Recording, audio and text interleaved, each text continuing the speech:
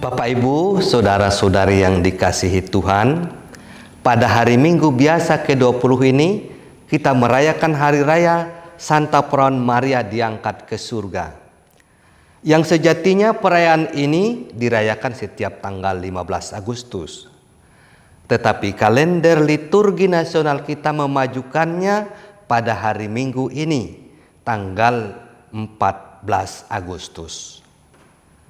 Mungkin maksudnya supaya sebanyak mungkin umat dapat terlibat dalam perayaan Santa Peron Maria diangkat ke surga. Gereja Katolik mengajarkan bahwa Maria diangkat ke surga berdasarkan tradisi suci yang sudah diimani oleh gereja sejak lama.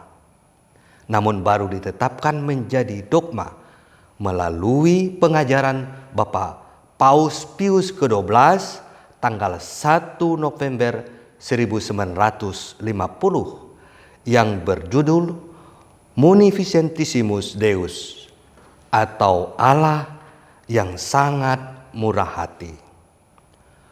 Doktrin ini berhubungan dengan dogma Immaculate Conception atau Maria yang dikandung tanpa noda yang diajarkan oleh Bapak Paus Pius ke-9 tanggal 8 Desember 1954. Umat Kristen non-Katolik banyak yang mempertanyakan hal ini dan berpikir bahwa gereja Katolik menciptakan dogma yang tidak berdasarkan kitab suci. Sebab bagi mereka wahyu ilahi hanyalah kitab suci.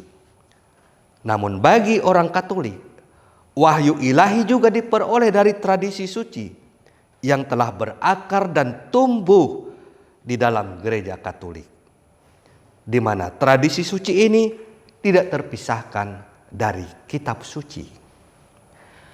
Tradisi adalah sesuatu yang tidak tertulis, pelimpahan yang berkesinambungan dari sebuah doktrin, bukan hanya dengan kata-kata, tetapi juga dengan sikap, pola, tingkah laku yang mencakup dokumen tertulis, dokumen magisterium, liturgi, tulisan patristik para bapak-bapak gereja, katekismus, dan lain sebagainya. Seluruh kumpulan hal-hal yang berbentuk bukti atau karya besar dari sebuah tradisi. Maka dogma tentang Maria diangkat ke surga juga memiliki dasar kitab suci, walaupun tidak dinyatakan secara eksplisit. Nah, jika gereja Katolik mengumumkan suatu doktrin, itu sebenarnya hanya mengumumkan apa yang sudah lama diimani oleh gereja dan bukan sesuatu yang baru tiba-tiba ditambahkan. Dogma Maria dikandung tanpa noda dan dogma Maria diangkat ke surga merupakan pengajaran yang telah lama ada dan diimani oleh gereja, yang nyata ada dalam tulisan para bapak gereja. Para bapak gereja adalah sebutan untuk para teolog dan filsuf yang berpengaruh dan hidup di era awal kekristenan. Secara khusus sebutan ini diberikan untuk mereka yang hidup pada 5 masa 100 tahun pertama dalam sejarah kekristenan.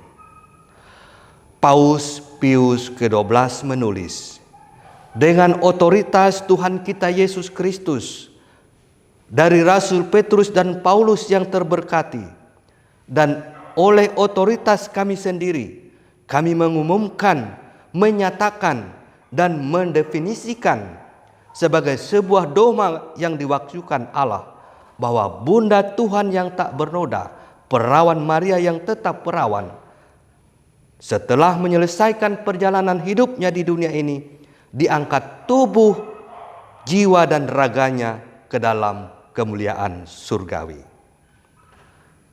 Dan pada saat Paus Pius ke-12 mengumumkan dogma ini, ia menggunakan kewenangannya sebagai magisterium dan ia bertindak atas nama Kristus yang mengajar umat-Nya.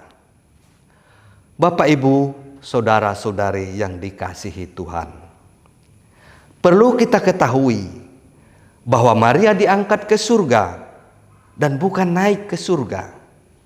Diangkat berarti bukan karena kekuatannya sendiri, melainkan oleh kekuatan dan kuasa Allah. Sedangkan Yesus naik ke surga oleh kekuatannya sendiri. Bagi orang Katolik, peristiwa Maria diangkat ke surga adalah peringatan akan pengharapan kita akan kebangkitan badan di akhir zaman, di mana kita sebagai orang beriman, jika kita hidup setia dan taat kepada Allah sampai akhir, maka kita pun akan mengalami apa yang dijanjikan oleh Tuhan itu, bahwa kita akan diangkat ke surga tubuh dan jiwa untuk nanti bersatu dengan Dia dalam kemuliaan surga. Maka Bapak, Ibu, saudara-saudari terkasih, dogma Maria diangkat ke surga bukan semata-mata doktrin menghormati Maria, tetapi doktrin itu mau menunjukkan bahwa Maria adalah anggota gereja yang pertama yang diangkat ke surga.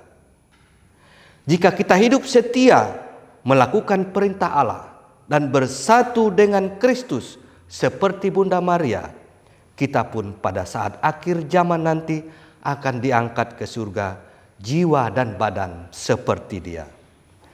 Dengan diangkatnya Bunda Maria ke surga, maka ia yang telah bersatu dengan Yesus dan akan menyertai kita yang berziarah di dunia ini dengan doa-doanya.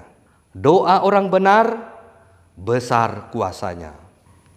Bapak, Ibu, saudara-saudari yang dikasihi Tuhan, dasar kuat pengangkatan Bunda Maria ke surga adalah Maria Bunda Kristus. Kemuliaan seseorang terletak bagaimana ia menghormati orang tuanya. Dan rasa malu seorang anak adalah jika ibunya ternista, dalam kitab Sirak bab 3 ayat 11.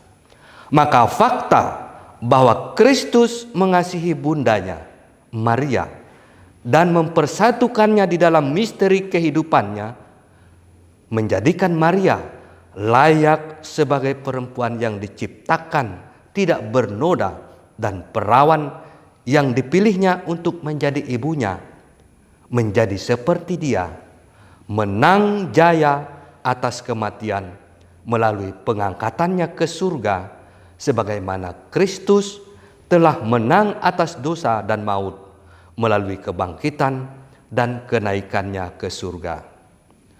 Semoga Bunda Maria yang telah diangkat ke surga dengan mulia memberi harapan pasti kepada kita semua yang masih hidup di dunia ini, bahwa kita juga akan masuk dalam kerajaan Allah yang mulia.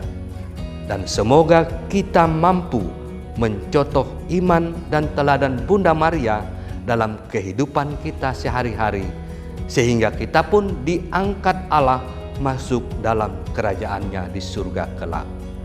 Tuhan memberkati kita semua. Amin.